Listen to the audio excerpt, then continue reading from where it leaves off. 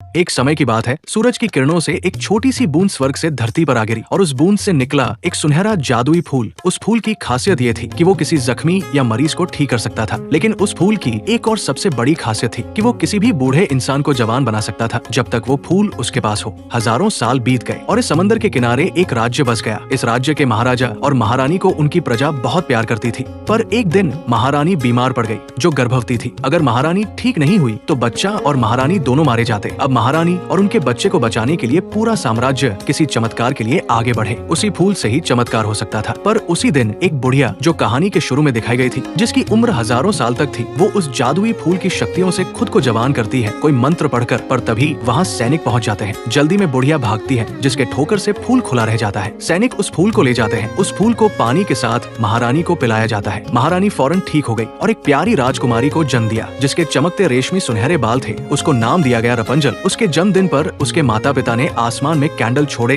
पर रात में वही बूढ़ी औरत राजकुमारी के पास आती है और उसके बाल को छूकर वही मंत्र पढ़ती है, जिससे वो फिर से जवान होने लगती है। वो उसके बाल को काट कर ले जाने की कोशिश करती है, पर बाल के कटते ही उसकी शक्तियाँ खत्म हो जाती है, जिससे वो बूढ़ी औरत राजकुमारी को ही लेकर अपने साथ चली जाती है। जब राजा और रानी को ये बात पता चलती है तो वो पूरी तरह से टूट जाते हैं।